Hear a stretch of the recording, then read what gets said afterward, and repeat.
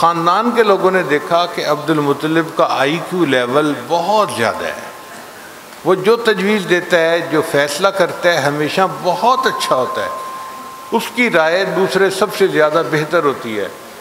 تو آہستہ آہستہ عبد المطلب کو خاندان کے لوگوں کے اندر ایک مقام ملنا شروع ہو گیا، اور سب لوگ اس بات پر متفق ہو گئے کہ ہمارے پورے خاندان میں اتنا ذہین بچہ، اتنا حلم رکھنے والا، بردباری رکھنے والا، اتنا سمجھداری والا بچہ اور کوئی بھی نہیں ہے۔ چنانچہ کچھ سالوں کے بعد خاندان کے لوگوں نے فیصلہ کیا کہ ہمیں چاہیے کہ ہم قبیلے کی سرداری عبد المطلب کے سپرد کر دیں، یہ اس کا زیادہ اہل ہے۔ چنانچہ عبد المطلب کی سرمایہ کی وجہ سے، اچھے اخلاق کی وجہ سے پورے قبیلے نے متفق ہو کر عبد المطلب کو خاندان کا بڑا بنا لیا۔ اب جب عبد المطلب خاندان کا بڑا بن گیا تو عبد المطلب نے سوچا کہ مجھے اپنے خاندان کے لیے کچھ کرنا چاہیے۔ اس وقت بیت اللہ کے قریب پانی میسر نہیں تھا، مگر عبد المطلب یہ جانتے تھے کہ کسی زمانے میں یہاں پر ایک کنواں ہوتا تھا زمزم کے نام سے، اس سے پانی نکلتا تھا۔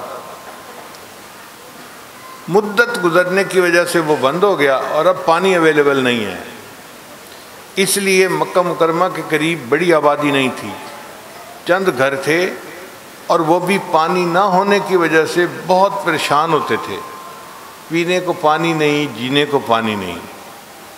تو عبد المطلب نے فیصلہ کیا کہ مجھے زمزم کے کنویں کو ڈھونڈنا ہے، کہاں پہ تھا۔ اس نے کدال بنوایا اور اکیلے بیت اللہ کے قریب مختلف جگہوں کو کھودنا شروع کر دیا۔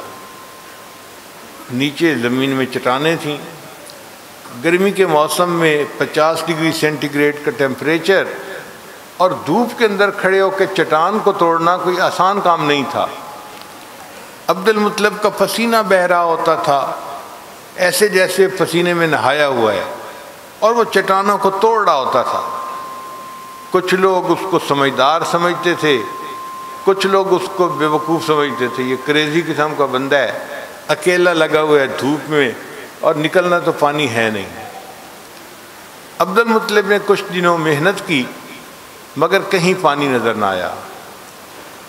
پریشان ہو کر عبد المطلب نے یہ منت مانی کہ میرے 12 بیٹے ہیں، اگر زمزم نکل آیا تو ان میں سے ایک بیٹوں کو میں اللہ کے نام پہ قربان کروں گا۔ اب جب اس نے منت مانی تو اللہ نے اس کی مراد پوری کر دی، اور ایک چٹان ایسی ٹوٹی کہ جس کے نیچے سے زمزم کا پانی نکل آیا، کنواں برآمد ہو گیا۔ اب پانی کا نکل آنا وہاں کے لوگوں کے لیے ایک عظیم خوشخبری تھی، ایک بریک تھرو تھا۔ دور دور کے جو لوگ تھے وہ بھی بیت اللہ کے قریب آ کر بسنے لگے، اور مکہ مکرمہ میں ایک بستی گویا بس گئی، گاؤں بس گیا۔ چونکہ پانی اویلیبل تھا تو لوگ وہاں آ کے آسانی سے رہتے تھے۔ جب پانی نکل آیا تو قوم نے یہ سوچا کہ عبد المطلب نے ایک ایسا کام کیا کہ جو کوئی دوسرا نہیں کر سکا، اب قوم کو بھی اس کا کوئی ریٹرن دینا چاہیے۔ چنانچہ لوگوں نے مشورہ کر کے کہا کہ عبد المطلب قوم کا سردار تو پہلے ہی بنایا گیا ہے، اب بیت اللہ کی چابیاں بھی اسی کے حوالے کر دینی چاہیے۔ یوں عبد المطلب اپنی قوم کے سردار بھی بن گئے، اور ان کے ہاتھوں میں بیت اللہ کی چابیاں آ گئیں، وہ بیت اللہ کے کنجی بردار بھی بن گئے۔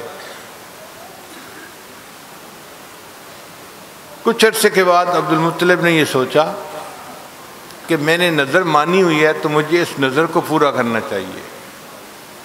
چنانچہ انہوں نے اپنے 12 بیٹوں کے نام قرہ ڈالا کہ کس کو قربان کروں۔ اللہ کی شان دیکھیے کہ ان کے بیٹوں میں ایک بیٹے تھے جن کا نام تھا عبداللہ، وہ سب سے زیادہ خوبصورت تھے، سب سے زیادہ سمجھدار تھے، جو دیکھتا تھا ان کے حسن پہ قربان ہوتا تھا۔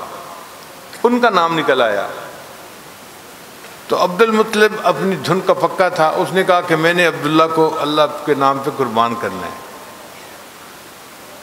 اب جب فیصلہ کر لیا تو آپ سوچئے عبداللہ کے دل پہ کیا گزری ہوگی کہ جب اس کو نظر آ رہا تھا کہ ایک دن میرا باپ چھری لے گا اور میرا گلا کاٹ دے گا، کتنی ذہنی ٹینشن ہو رہی ہوگی۔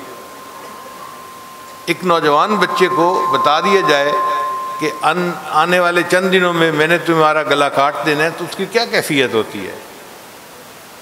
تو عبداللہ بھی اپنے دل میں پریشان تو بہت تھے۔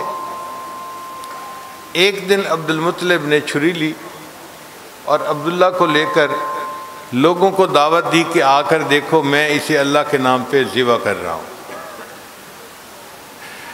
اب جتنا کراؤڈ وہاں بنتا گیا سب نے کہا کہ نہیں، اس بچے کو تو ذبح نہیں کرنا چاہیے، یہ تو پورے خاندان کا اتنا خوبصورت بچہ ہے اور یہ تو عبد المطلب کے بعد سردار بننے کے قابل ہے۔ تو انہوں نے عبد المطلب کو مشورہ دیا کہ عبد المطلب آپ عبداللہ کو قربان نہ کریں۔ اس نے کہا مگر مجھے تو اپنی نظر پوری کرنی ہے۔ ان کا نظر پوری کرنے کا ایک طریقہ یہ بھی ہے کہ تم عبداللہ کی جگہ اونٹوں کو قربان کر دو۔ چنانچہ قرعہ ڈالا گیا، عبداللہ کو قربان کریں یا 10 اونٹوں کو قربان کریں۔ نام عبداللہ کا نکلا۔ عبداللہ کو قربان کریں یا 20 اونٹوں کو قربان کریں، نام عبداللہ کا نکلا۔ 10 اونٹ بڑھاتے گئے، نام عبداللہ کا نکلتا رہا۔ جب یہ قرعہ ڈالا کہ عبداللہ کو قربان کریں یا 100 اونٹوں کو قربان کریں تو نام اونٹوں کا نکل آیا۔ چنانچہ عبد المطلب نے 100 اونٹوں کو قربان کیا اور اس طرح عبداللہ کو ذبح کرنے کی ضرورت پیش نہ آئی، مگر عبداللہ کا نام ذبیح اللہ پڑ گیا۔ حدیث مبارکہ میں آتا ہے کہ نبی علیہ السلام نے ارشاد فرمایا کہ میں ذبیحین کا بیٹا ہوں۔ تو صحابی نے پوچھا اے اللہ کے نبی صلی اللہ علیہ وسلم آپ ذبیحین کے بیٹے کیسے؟